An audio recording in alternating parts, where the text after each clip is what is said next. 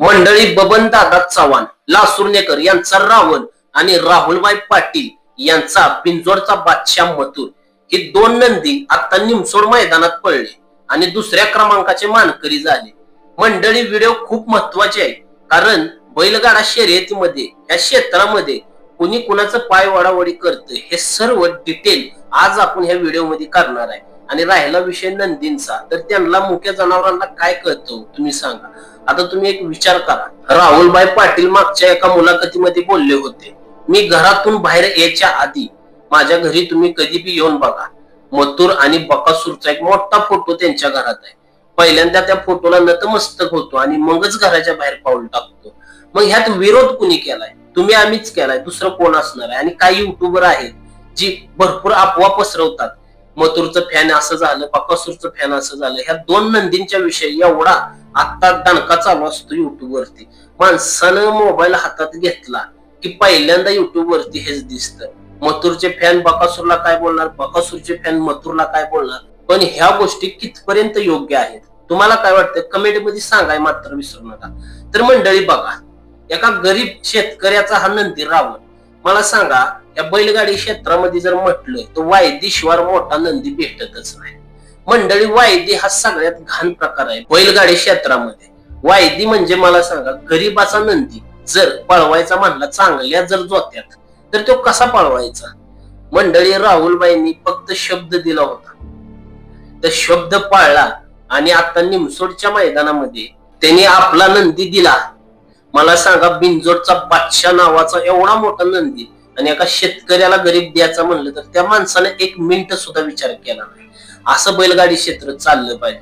मंडळी तो नंदी आता नवीन आला रावण, त्या नंदीचं नाव देखील माणसांना एवढं माहित होतं का? आता अख्ख्या महाराष्ट्रभर तुम्ही बघता, युट्यूब असो, फेसबुक असो, इन्स्टा असो, पूर्ण त्या नंदीचा आणि मथुरचाच बोलबाला चालू आहे. हे कशामुळं? हे गरिबांचं नंदी मंडळी जे अंधारात राहतात ना, ते वायदी प्रकरणामुळेच राहतात. मी एक तुम्हाला सांगतो, तुम्ही जर गाडा मालक असाल ना, तुमच्या दावणीला जर खरंच चांगला नाव केलेला नंदी असला आणि तुम्हाला जर एखाद्या गरीब गाडा मालकानं मागितला तर त्याला कधीच नाकारू नका. कारण विषय कसा आहे बघा मंडळी, तुम्ही ज्या नंदीला नाही म्हणताय उद्या तोच नंदी भविष्यात नाव किती मोठं करू शकतो हे आता सिद्ध झालं ह्याच मैदानात. आता ह्या नंदीला दुसरा नंदी आहे बघा रावण, ह्या नंदीला आता कोणत्याही पायऱ्यात माणसं घेणार, पण ह्याच्या आधी त्या नंदीला पायरा भेटत नव्हता. आज आपण कोणालाच कमी लेखायचं नाही. विषय का हे ध्यानात नीट ऐका. बकासूर असो किंवा मथुर असो, त्या दोघांना एकामेकाचं विरोधक कुणी बनवलं? तुम्ही आम्हीच बनवलं, दुसऱ्या कुणीही बनवलं नाही. कारण विषय कसा असतो बघा, बकासूर आणि मथुर एकाच मैदानामध्ये पळाया असले की काय लोक म्हणतात मथुर आला पाहिजे, काय लोक म्हणतात बकासूर आला पाहिजे. आणि दोन्ही नंदी जर एकाच सेमीत असेल, एकाच जर गटामध्ये असतील, एकाच फेऱ्याला पळायला, तर तुम्ही बघता की बरेच जण असू द्या, बरेच जण मथुर आणि बकासूर हे फाट फुटतात. हे फाट न फुटता एकत्र झालं पाहिजे लोकांनी ह्या बैलगाडी क्षेत्रामध्ये.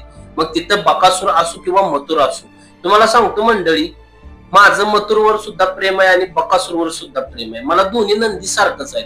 तसंच जेवढे गरीब आपले गाडा मालक आहेत त्यांचं बी नंदी आपण त्यांना प्रेम करायसाठीच ते मैदानामध्ये येतात. प्रत्येक गाडा मालक पैसे कमवायसाठी मैदानात येत नाही. त्यामुळे जे गरीब गाडा मालक आहेत त्यांच्या नंदींना सपोर्ट झाला पाहिजे, मला असं बोलायचंय. कारण का, तुम्ही तुमच्यापाशी आज मोठं नंदी आहेत, पण भविष्य कधी बदलतं हे कोणाला माहित नाही. तुमच्यापाशी दावणीला आज नंदी आहे, ते कधी ना कधी थांबणारच आहेत ना, हा तर मुद्दा महत्वाचा आहे.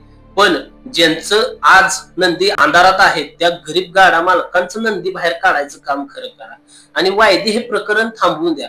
कारण पैसे माणसापाशी आज आहेत तर उद्या नाही. तुम्ही विचार करा, माणूस पैसा कमावतो पण पैसा कधी माणूस कमवत नाही. पैशानं कमवलेली माणसं तात्पुरती असतात, ते तुमच्या दुःखात सुखात अडचणीत कधीच येणार नाही. तुमच्या एका वेळेला सुखात येतील पण तुमच्या दुःखात ते माणसं कधीच तुम्हाला दिसणार नाहीत. मंडळी बघा, आता माग सुद्धा तुम्ही बघता एवढी मैदान होत्यात, नवनवीन नंदी आपलं नाव करतात, पण त्यांना सपोर्ट आपण केला पाहिजे. ही सगळ्यात महत्वाची गोष्ट आहे. कारण बैलगाडी क्षेत्र हे कधी एका दोघावर नसतं. हे सर्व म्हणजे काय म्हणतो आपण, हाताची 5 बोट जसं सारखी येतात तेव्हा खरं आपला हात चांगलं काम करायला लागतो. तसंच हे क्षेत्र आहे. पूर्ण सर्व जणांनी एकत्र येऊन काम केलं पाहिजे आणि ह्यात तर वाद झालंच नाही पाहिजे. महत्वाचं म्हणजे जे वाद होतात ते वाद कमी करायचं काम सुद्धा कमिटी करते, सर्वजण मिळून करतात. त्यामुळे त्या विषयामध्ये तर बोलायची गरजच येत नाही. पण राहिला विषय मथुरा आणि बकासूर असू, हे दोन्हीही नंदी ज्याच्या त्याच्या जागावर चांगलंच आहेत आणि प्रत्येक जण आपापल्या मालकासाठी देवच आहे आणि आपल्यासाठी सुद्धा ते देव आहेत. आणि जे आपले तसे नवीन गरीब गाडा मालक येतात किंवा नवीन नंदी मैदानामध्ये पाळायला येतात, बाहेरून येऊन द्या, आपल्या महाराष्ट्रातून येऊन द्या, पण त्यांचं देखील नाव झालं पाहिजे. मंडळी बघा, आज एका गरीब शेतकऱ्याचा नंदीने एवढं नाव केलं, त्या मालकाचे फक्त एकच स्वप्न होतं की मथुर सोबत आपला रावण एकदा तरी पळावा आणि राहुलबाईंनी तो शब्द पाळला. आपला नंदी एवढा मोठा नावाजलेला नंदी दिला, हे सोपं नाही. आज तुमच्या आमच्या दावणीला असता तर आपण सुद्धा विचार केला असता त्या मालकाला आपला नंदी द्यायचा. त्यांच्या नंदीचं नाव नाही, गाव नाही, काय नाही, आपलं एवढा नाव मोठा असणारा नंदी आपण कसा द्यायचा, तरी दिला. 1 रुपया वायदी न घेता दिला. त्याला तर म्हणतात खरं माणुसकी. बैलगाडी क्षेत्रामध्ये चांगली लोक पण आहेत आणि वाईट लोक पण आहेत. कधी कुणाचं काय घर पेटतं हे बघणारी बी लोक ह्या क्षेत्रामध्ये भरपूर आहेत. पण आपण एकच ध्यानात ठेवायचं, आज आपला नंदी अंधारात आहे ना, उद्या तो उजेडात कसा येईल एवढं डोक्यात ठेवायचं. बाकी ह्याच्यावर लिंबू फिरव, त्याच्यावर मिरची फिरव, असल्या घटना करत बसायचं नाही. ह्या गोष्टी जर केल्या ना तर ह्या गोष्टी स्वतःला बी महागात पडतात. का तर दिवस प्रत्येकाचा फिरतो, हे ध्यानात ठेवा. आज ज्या मालकाला कधी वाटलं नव्हतं आपला नंदी मथुर सोबत पळेल आणि नंबरात दुसरा नंबर म्हणजे काय कमी गोष्ट नाही. कारण तुम्ही विचार करा, आता मथुर म्हातारा आहे, म्हातारा असून सुद्धा मथुरनं दुसरा नंबर काढला त्या नंदीला घेऊन. आणि दुसरं कोण होतं, सगळं ओपनचं मैदान होतं मंडळी, त्यात दुसरा नंबर काढणं बी सोपं नाही, खूप मोठी गोष्ट आहे. म्हणतात ना, पैलवान म्हातारा झाला तरी त्याला कुस्ती खेळायचं सांगायला लागत नाही. त्याचा एक डाव त्यानं शिल्लक जरी ठेवला ना तरी तो निकालात राहू शकतो. तसाच आपला मथुर असो किंवा बकासूर असो. आता बकासूर सुद्धा मैदानात काय हार होती, काय मैदानात गुलालात राहतोय. हार झाली की लगेच माणसं नसते ती की मैदान बकासूर हारला, बकासूर संपला, हे झालं ते झालं. पण मला सांगा, ज्या नंदीनं आपलं अस्तित्व बैलगाडी क्षेत्रासाठी दिलं आणि एवढं मोठं नाव केलं, तेव्हा नंदी कधी संपल असं मला तर वाटत नाही. मंडळी आपलं एकच सांगणं आहे, गरिबांच्या नंदींना खरंच साथ द्या. दुसरी गोष्ट, वायदी प्रकरण लांब ठेवा. कारण पैसा हा सगळीकडनंच कमवावा असं काय नसतं. तुम्ही बघताय काय काय मोठे नंदी आहेत, वायदी घेतात आणि वायदी सुद्धा भरपूर असतो. त्यानंतर जे बक्षीस मिळतं ते बक्षीस सुद्धा 80% द्यायलाच. मग जो नुसती नावासाठी तुम्ही मोठ्या नंदी बरोबर जे आपलं स्वतःच घरातलं नंदी पळवताय, मग कायच उपयोग नाही. तुम्ही एकतर मग करोडपती आजचाल, नाहीतर मग कोणाकडनं तर कर्ज काढून तुम्ही तुमचं नंदी पळवत आजचाल. ही एक आपली महाराष्ट्राची संस्कृती आहे. बैलगाडा शर्यत ही शर्यत कशासाठी ठेवलेली होती याचं कारण खूप मोठं आहे. ह्यात काय पैसा कमावण्यासाठी नाही, तर शेतकऱ्यानं वर्षातून एकदा जत्रा असू किंवा अजून काय सण असू, त्या सणाला बैलगाडी शर्यत पहिले घेतली जायची.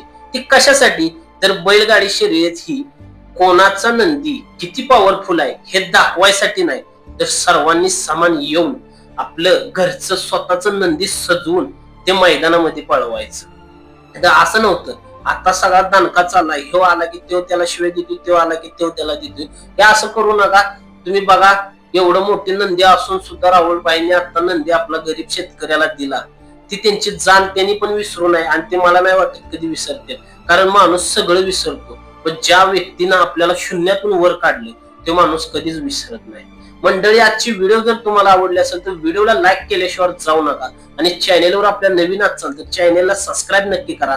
आपला आजचा विषय तुम्हाला कसा वाटला, तुमच्या हृदयाला थोडासा जरी स्पर्श झाला असेल तर कमेंट मध्ये सांगाय मात्र विसरू नका. धन्यवाद.